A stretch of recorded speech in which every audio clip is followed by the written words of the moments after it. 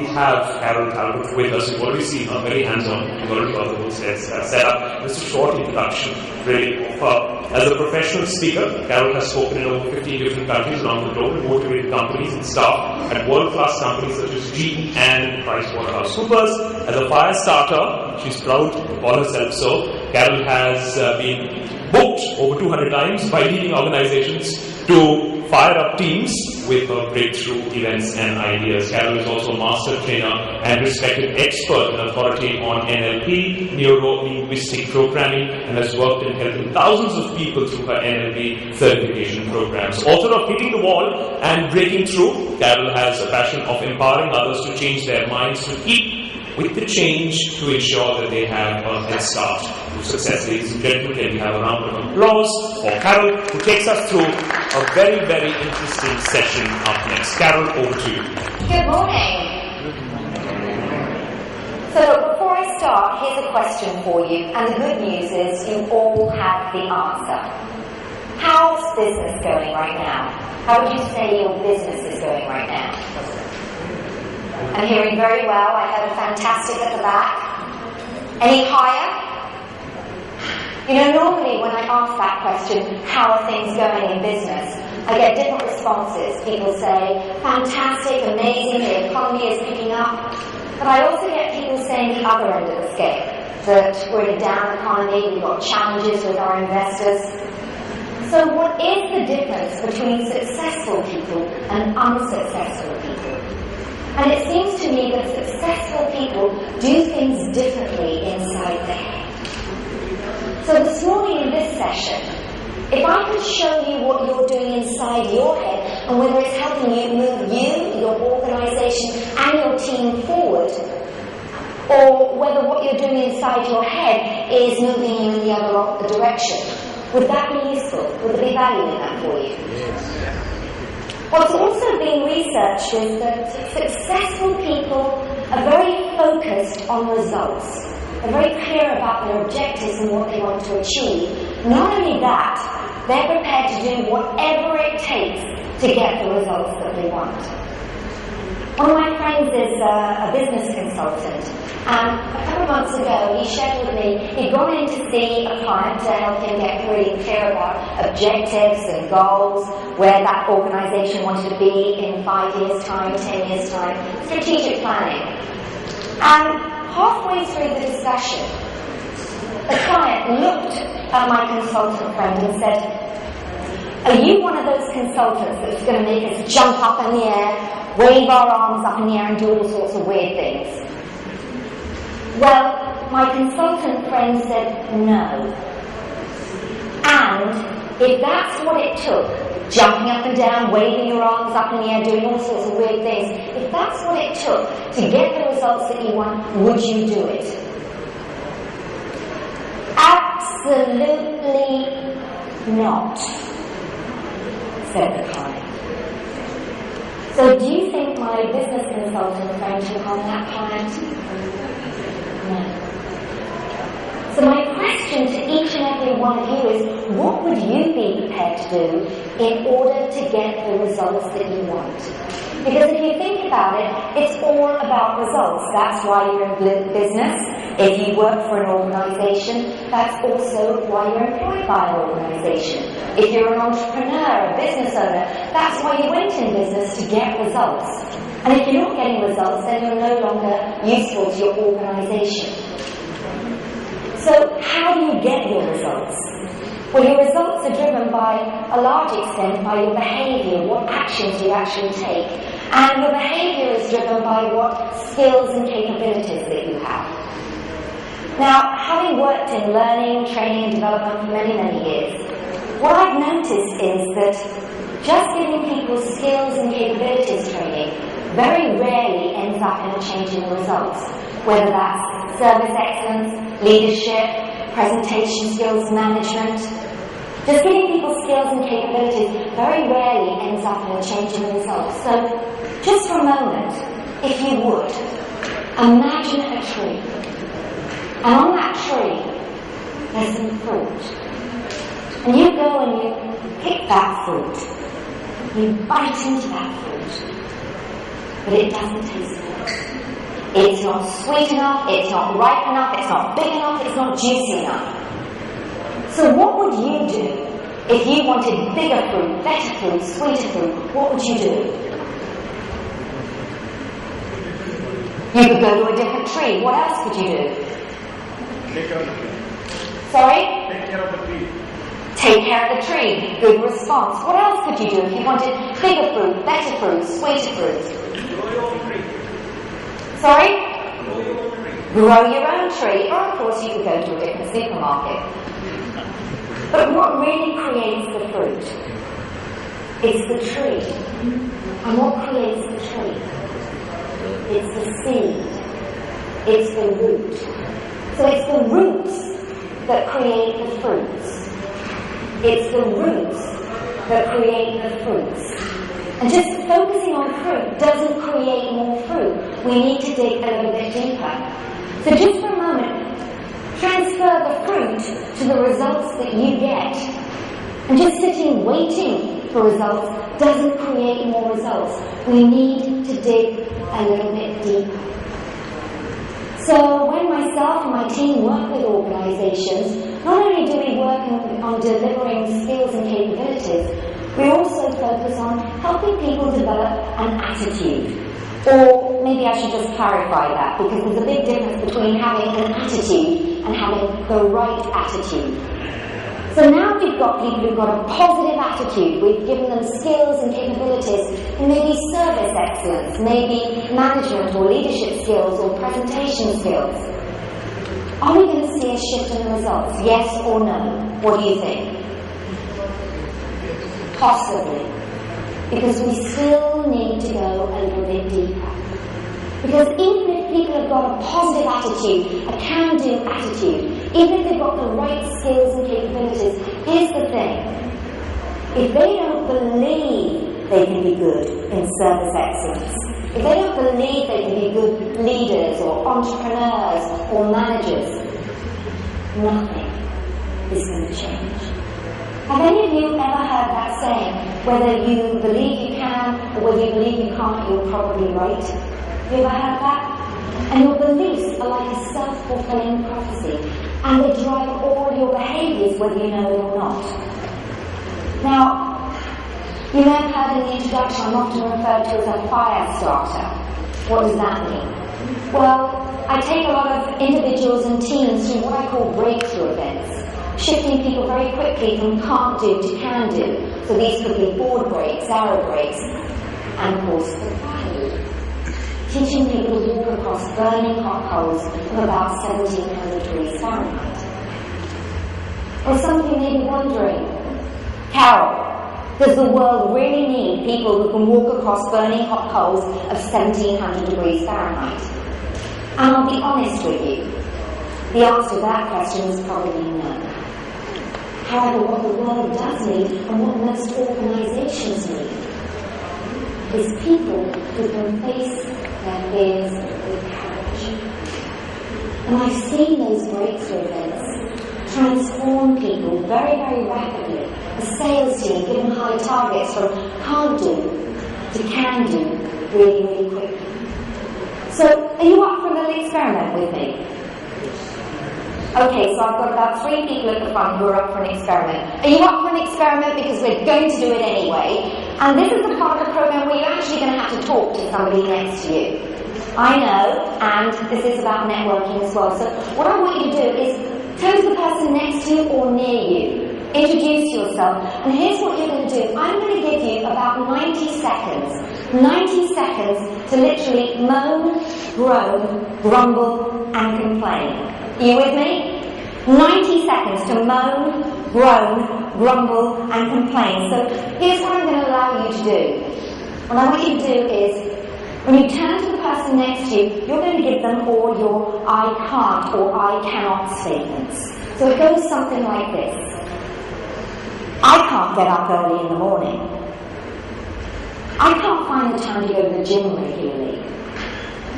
I can't find all the time to visit all the clients I need to meet today.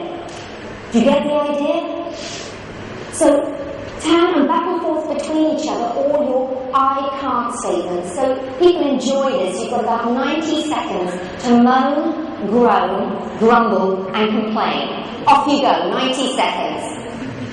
All your I can't statements. Just bounce them back between each other.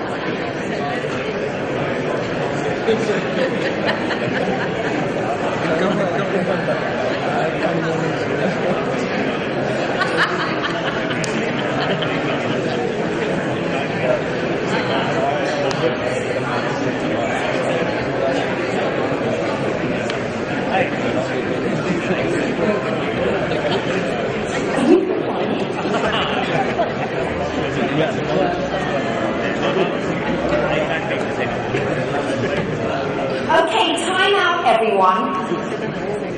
This is the part people usually enjoy. We love a good moan and groan and grumble and complain. Enough. That's it.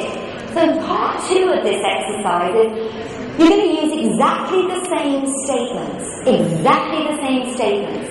Except instead of saying I can't or I won't, this time what you're going to do is say, instead of I can't, I won't. So it sounds like this. I won't get up early in the morning. I won't find time to go to the gym and exercise regularly. I won't find the time to go out and meet the clients that I need to meet. And here's one of my favourite. I won't stop eating chocolate. That's a done deal. Okay, so again, turn back to your partner. And instead of I can't, use the I won't or I will not statement. So again, about 90 seconds. Off you go. Notice how you feel.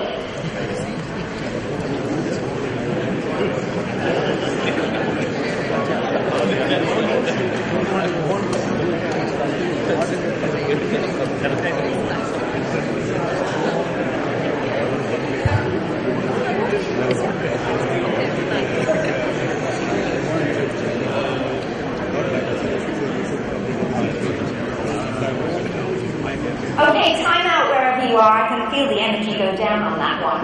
So, what did you notice? What did you notice when you said, I won't rather than, or I will not rather than I can't? What did you notice? It was difficult. What specifically was difficult about it? To accept that you won't be able to do it. I can't is sort of blaming you here, but when you say I won't, you're actually taking on yourself. Okay, so you should. What did the rest of you feel like that? You're kind of empowering yourself. You're empowering yourself by saying I won't. So you're acknowledging the issue, but you're trying to empower. So it's kind of like you've made a decision. It is more unwilling conviction. Unwilling conviction. Then it's So what was Hello. Yes, absolutely. I You've think already got a mic. Yeah. Are you having a competition with me? I've got 2. It's easy to say I won't. It's like you're making a decision. And when I say I can't, it's a little negative. That's what I feel. When I say I won't, it's my decision that I It's your won't do decision, it. absolutely. Whereas, have you noticed how often we actually say, I can't? It's almost like an automatic response. Oh, I can't do that. Oh, I can't get there in time. It's an easy excuse. I'll be honest with you, there are times when it literally is, you can't do something. However, I want you to challenge yourself over the next week. Next time you come out with an I can't, is it really I can't?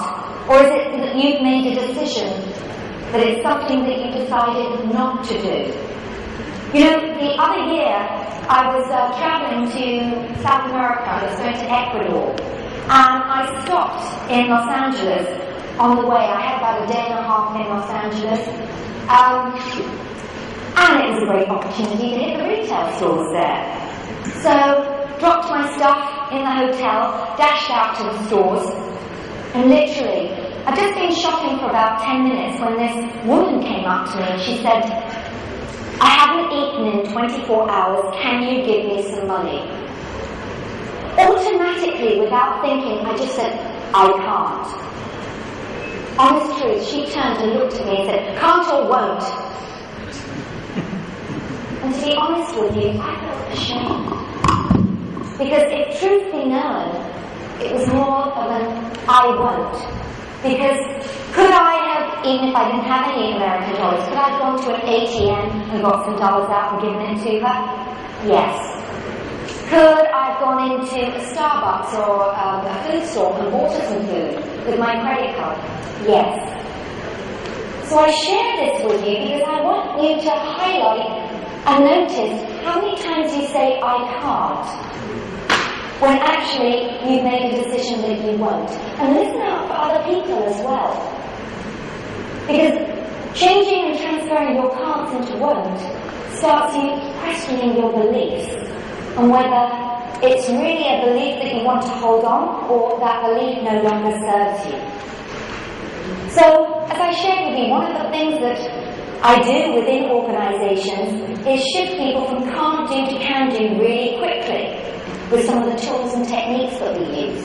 So that means that we've got people who believe that they can be great in service excellence. They believe they can be good presenters, good managers, great entrepreneurs, great leaders. They've got a positive attitude. We've given them skills and capabilities. Do you think now we're going to see a shift in the results? Yes or no? Possibly. Because we still need to dig a little bit deeper. Because here's the thing. If it's not important for you to be successful, if it's not important to you to get those results, nothing will shift. And what I'm talking about here are your values. And your values are your driving force and they're your guiding force behind literally every single thing that you do, whether you know it or not. They're the reason that you came to this particular session today. They're the reason that you got up in the morning. So they're behind literally every single thing that you do. Let me just see a show of hands. How many of you have ever set yourself a goal and achieved it? Fabulous, congratulations. Now let me ask, how many of you have ever set yourself a goal and not achieved it? Yes, that's what I thought. So what is the difference between the goal that you set and achieved and the goal that you set and you didn't achieve? And I rather suspect the goal that you set and achieved was something that was really important to you, aligned with your values. Whereas the goal that you set and didn't achieve was one of those goals that if you achieved it, it'd be nice, but if you didn't, it didn't really matter. Have any of you read any books by Dr. Stephen Covey? Yes, the 7 Habits of Highly Successful People, and of course his sequel, I suspect he took a long time to come up with the title. It was going to be called The 8th Habit. But in that book he talks about 3 intelligences. And the first intelligence he talks about is SQ, spiritual intelligence. This is your ethics, your morals, your values. This is what you stand for. The second intelligence that he talks about is EQ, or EI, emotional intelligence. What is emotional intelligence? Well, in a nutshell, it's knowing how you and others feel at any given time, and more importantly, knowing what to do about it. It's your ability to communicate together, to be part of a team and work well together as part of a team. And then the third intelligence that he talks about is your IQ, your intellectual abilities, your knowledge. Now, Dr. Stephen Covey says that it's no point having a high IQ if you don't have the ability to communicate and share that information with others. That information, that knowledge is worthless. On the other hand, he says it's no point having a high EQ and being able to communicate and work well as a team if you've got nothing to share. Again, that's worthless. So finally, he says emotional intelligence and intellectual intelligence, they're both worthless unless you're working from a strong foundation, who you are and what you stand for.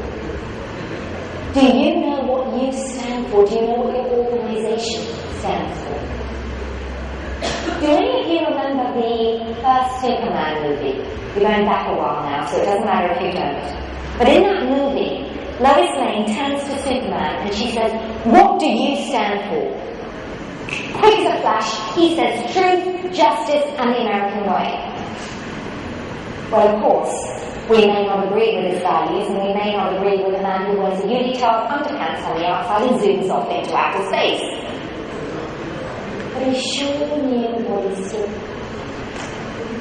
Do you know what you stand for? Do you know what your organisation stands for? Because I tell you what, when you get that alignment between your values and your results, let me tell you, it's like rocket fuel. And I always say it's a little bit like the difference between a laser and a light bulb. If you were to take 100 watts and put it in a light bulb, let me tell you, I think those lights are much more than 100 watts, but if you put it in a light bulb, you'll get something like, maybe what would be on these lights here, in terms of light and energy. If you took the same 100 watts and put it in a laser, let me tell you, it's going to blow through every wall in this building. Why? Focus, energy, and alignment. Now just imagine that you have that same focus, energy, and alignment behind literally everything that you do behind your results. So the question is, how do you get that focus, that energy, that alignment? And that's where it starts, with you leading yourself from the inside out. Now, some of you may be surprised to know that we actually do 6 things inside our head at any given time. Yes, that's right, 6 things. So if you're looking at the person next to you, there is something going on inside their head. We see pictures, we hear sounds, we smell, we taste, we have feelings, and here's the important one. We talk to ourselves inside our head. And I can see some of you now going, I talk to myself. The question is, what are you saying?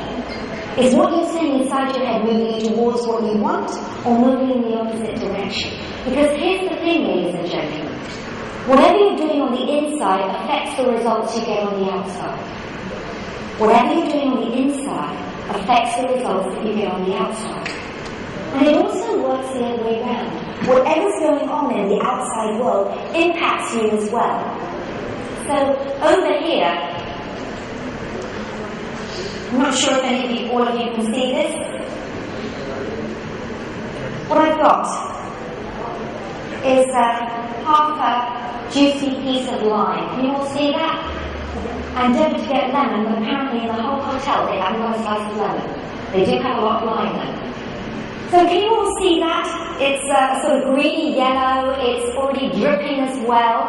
And as you can see this, what I'm going to do is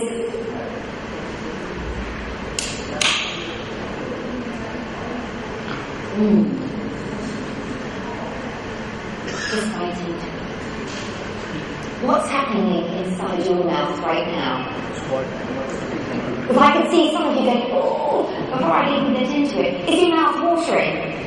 Well, let me tell you, if your mouth's watering, my mouth's really watering, so if I can spit for the next few moments, you know why. So for what purpose did I bite into this lemon? Well, you didn't bite into it, yet you had a reaction inside. I bit into it, you saw it. What's on the outside creates reactions inside of you. And as I mentioned, it works the other way around as well. What's on the inside impacts the results you get on the outside. So how does that work? Well, as you've probably already heard from my accent, I'm English. However, I live in the Middle East. I've lived in Dubai for over 20 years, and that's because I hate going back to the UK. I get really cold. I may like the colour purple, but not when it's on my skin. So I've lived in the Middle East for about 20 years, and I very, very rarely go back to the UK in the winter months. But a couple of months ago, earlier this year, I was back in England, and I was bundled up in hat, scarf, jacket, gloves, coats, boots, you name it, I was wearing it. And I was shopping around a particularly delightful part of London called Covent Garden, in and out of the shops.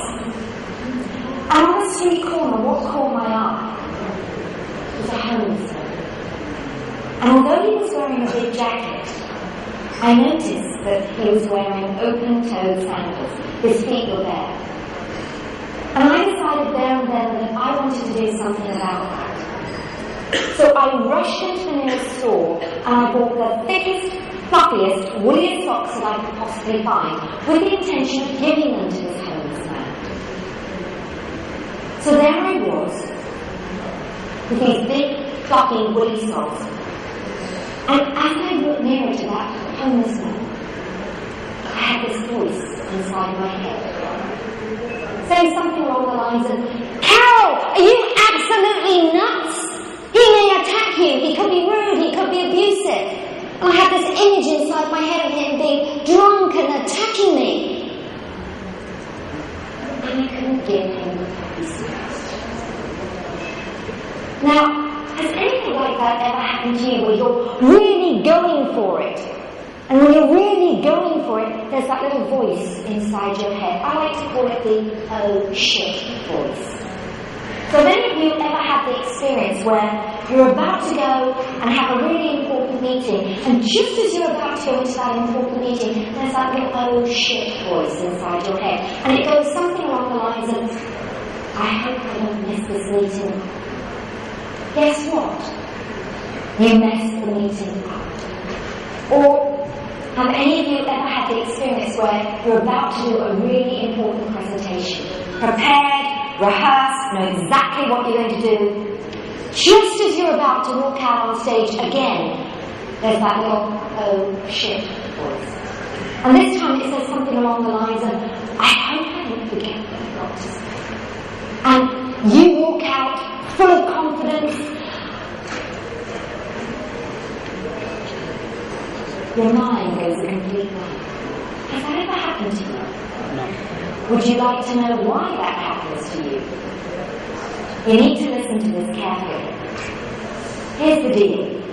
You can't think about what you don't want to think about without thinking about it, so think about that. Shall I say that again? You can't think about what you don't want to think about without thinking about it. So if I say to you, whatever you do, don't think of a blue camel, first thing that pops into your mind, that's right, a blue camel. And yet I told you not to think about it. Because here's the thing, our unconscious minds cannot process the negative. So if you say to your partner in the morning, don't slam the door, guess what? The message they get is, slam the door. Or maybe you said to a colleague, don't forget your briefcase. The message they get is, forget the briefcase. And they do. Or have any of you ever said to your team, don't be rude to the customers? And then you wonder why they're rude to the customers. Or one of my favourites, you're at a coffee shop with some friends. Chat, chat, chat, chat, chat. Your friend leans over and says, don't look round now, but you kind of got to look round, haven't you? So here's your first tip for success. Focus on what you want rather than what you don't want. Focus on what you want rather than what you don't want. Say it the way that you want it. Are you up for a little experiment with me? You up for a little experiment? Because what I've noticed is many of you stayed here from the previous session, which that means you've been sitting down for a good hour and a half, probably longer. I'm not a big fan of people sitting down for too long. And if I could stand, I see no reason why you shouldn't stand. So can I ask you just to stand up for a moment? Fabulous. And can I ask you just to sort of maybe move out slightly, so just move your arms around so that you wouldn't hit anybody else in the face unless you really wanted to. And of course, if you want to hit someone else in the face, stay really close. Okay, so what I want you to do is stand with your feet back hip distance apart, and what I want you to do is to point at me. Now you can point at me and I'm not accepting any blame for anything. Alright? You can point at me and I'm accepting no blame. So here's what I want you to do. I want you to take your right arm as far behind you as you can possibly go. So take it behind you as far as you can go without stretching or straining, and notice who or what you're pointing at. To go as far as you can go. Have you gone as far as you can go? I cannot hear you. Have you gone as far as you can go? Yes. Have you gone as far as you can go? Yes. Fabulous.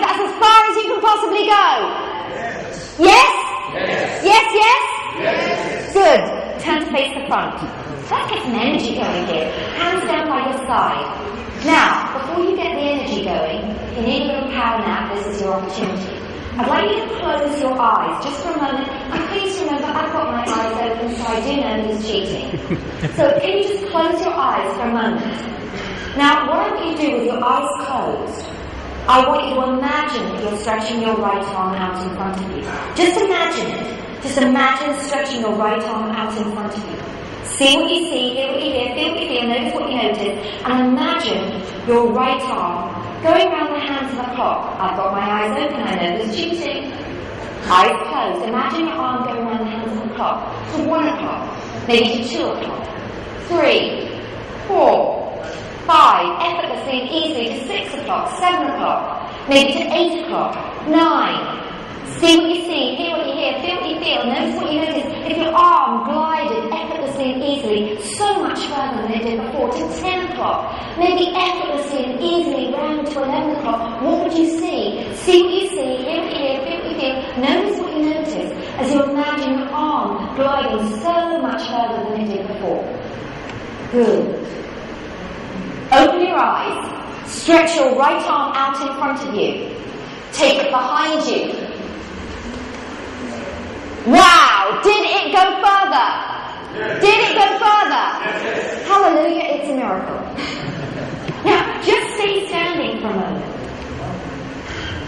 Why did I ask you to do that? Well, remember I said, what's on the inside affects the results that you get on the outside. So when you're clear about the results that you want, when you've got a clear picture, when you've got clear sounds, clear feelings, when you can act as if you've actually achieved those results, and when you can act as if that you are the reflection of the perfection to the connection to your future self of how you want to be, amazing things happen. I just gave you a visualization technique for what, 10 seconds or less, and all of you got a result. Now, that proves that what's on the inside affects what gets you what you want on the outside. But here's the other thing. I asked you the very first time to go as far as you possibly could, right? And you all said, yes, we've gone as far as we can. Within the space of 10, 15 seconds, you all went further. So my question to each and every one of you is, where in your life are you only going so far? Where in your life you say, that's as far as I can go?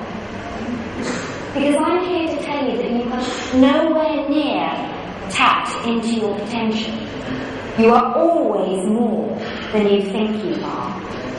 And just for a moment, think about how that translates into other areas of your life. So if we took that wheel or hands of a clock and you looked at maybe your relationships, where would your relationships be? Maybe 6 now? With a little bit of focus, could you lift them to 8 or 9? And in business, where would you put that on the hands of a clock? Are you at 9 or 10 already? Or are you at 5 or 6, just stepping up and stepping out? So with a little bit of focus, how effortlessly and easily could you move that up to a 9, 10, maybe even 11? Because ladies and gentlemen, you are nowhere near tapped into your potential. You are always more than you think you are. You can take it. Well done.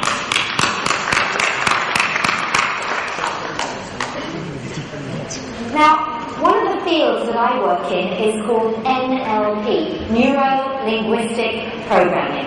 It's got many different definitions. It's being called the new art and science of getting what you want, fitness for the mind. Oh, here's a nice one. The study of the structure of subjective experience, whatever that means. Here's my definition, very, very simply. It's the user manual for your mind. So let me ask, have any of you ever behaved in a way that's inappropriate? Come on, admit it. Absolutely, and I want to hear about it later.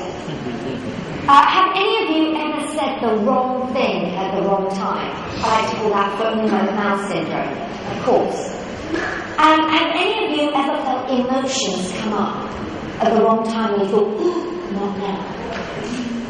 Well, one of the things that NLP does is it helps you become aware of your patterns in thinking and behaviour, so you can make some very, very rapid shifts in your beliefs, in the way that you communicate. and also how you feel. Now, why are feelings so important? Have any of you ever noticed that when you feel good about yourself, you get a very better result than when you don't feel good about yourself? Have you ever noticed that? That when you feel confident, motivated, energized, you get a better result than when you feel demotivated, depressed, lacking confidence.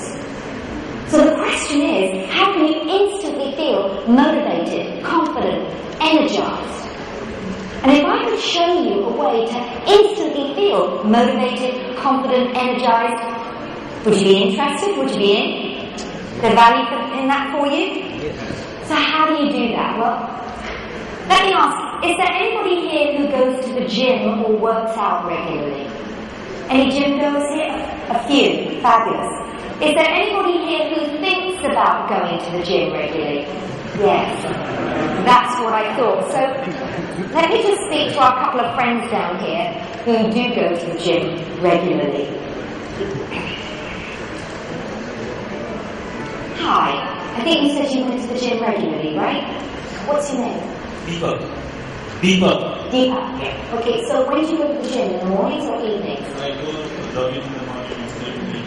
Oh wow, we've got a fanatic here. Okay, so jogging in the morning, do you go very early? So when you first get up, do you kind of like think, oh, I'm tired? At times. And then how do you feel after you've been for a jog? You feel better. Okay, alright. Who else goes to the gym regularly? You do. So what's your name? Manoj. Okay, Manoj, do you go in the mornings or evenings to the gym? But now I'm being really bad.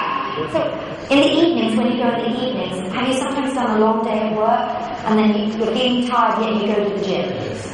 How do you feel after you've been to the gym? Normal. But do you feel less tired? Well, I think I was doing it in the morning. I realized that waking up twice, not more results. Okay, so you found more results. And so you go to the gym feeling tired, but you feel absolutely better afterwards.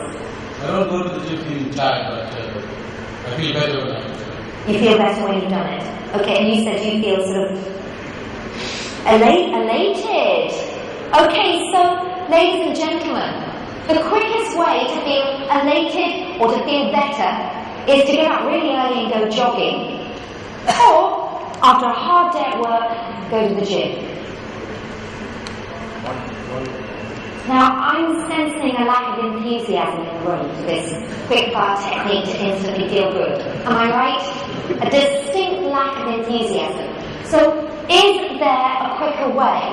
Is there a quicker way to instantly feel energized, motivated? Absolutely.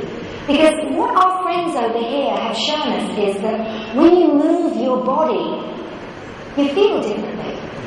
Because let's face it, if I stood here kind of like this,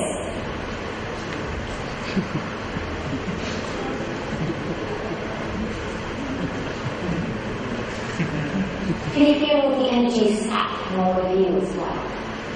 So just from my physiology or from my voice tonality, you gather that I wasn't feeling very great and I was depressed. That's not a very useful state for getting the results that you want. So what you already know now is that your physiology affects how you feel. When you move your body differently, you get a better result. So are you up for another experiment with me? And I hope so, because we're going to do it anyway. And what I need you to do is to stand up. I need you to stand up. So what I want you to do is to again stand with your feet about hip distance apart and bring your hands together. And some of you are thinking, oh my goodness, is it prayer time already? So what I want you to do is with your hands together, I'm going to count very slowly to 4. And as I count slowly to 4, I want you to take your hands out to shoulder level and then clap them together. Now it works really nicely if you all do it at the same time. Are you with me? Are you with me? Yes. Great, here we go.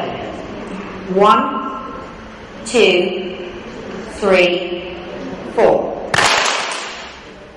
See, there's a couple along here who are a little bit behind. Keep with the program. 1, 2, 3, 4. Fabulous. Love it when it all works like that. 1, 2, 3, 4. 1, 2, 3, 4. 1, 2, 3, 4. Let's be honest. What sort of state is that slow movement putting you into? Relax. Not a very useful result or state for getting the results that you want. So here's what I want you to do. Again, hands together. Are you ready for this? Are you ready for this? Good. As quick as you can, take your arms up and cut them together. Up. Up. Come on. Faster. Come on, I want that standing ovation.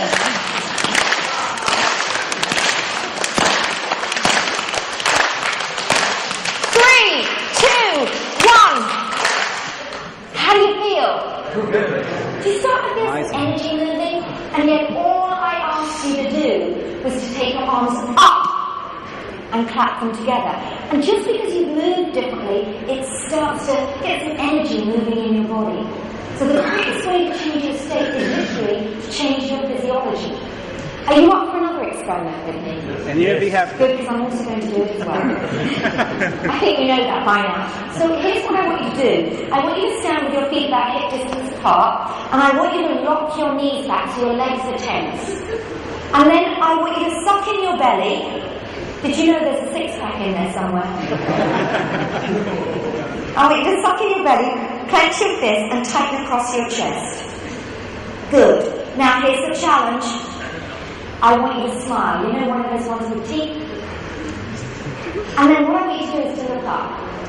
So your body's tense, you're looking up, you're smiling, and here's what you're going to do. You're going to say, yes, yes, yes, yes, yes, yes, yes, yes. Good. Now we're going to have people coming in from next door saying, what the heck are they doing in there? While they're sitting down still.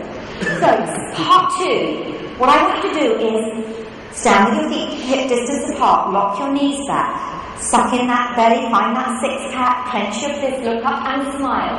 This time, what I want you to do is, you're still going to go yes, yes, yes, inside your head.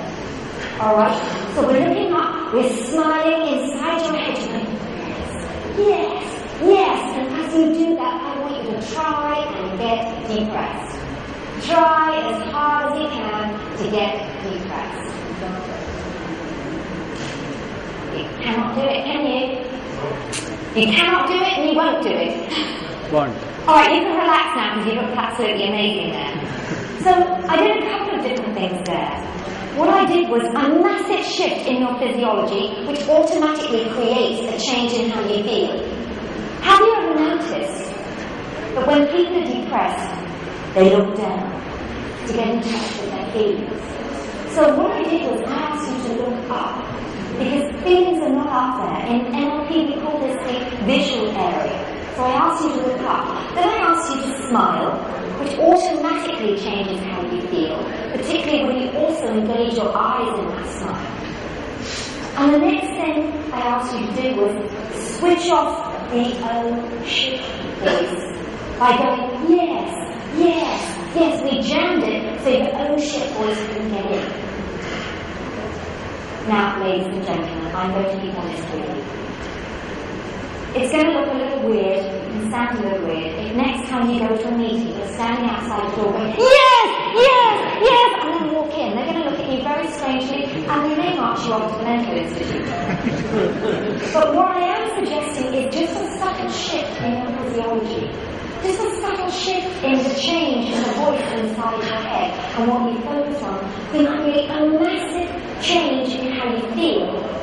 And when you feel good about yourself, you get a better result energetically with your yourself. Now imagine your team, your whole retail team, have a physiology that helps them stay motivated, confident, energized, and engaged with your customer every single day. That's phenomenal, and that is often the difference that makes the difference. So you can take it.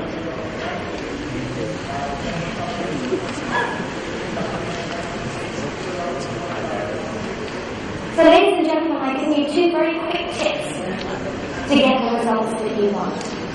Focus on what you want rather than what you don't want. Say it the way that you want it. And simply shift your physiology to get a better state. To feel motivated or energized.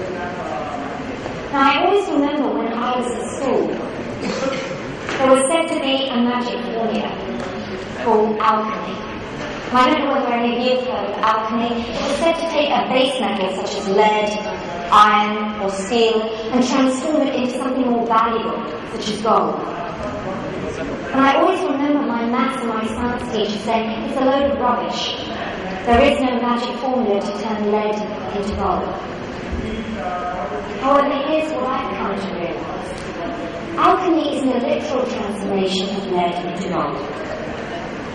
Alchemy is about making transformations inside yourself.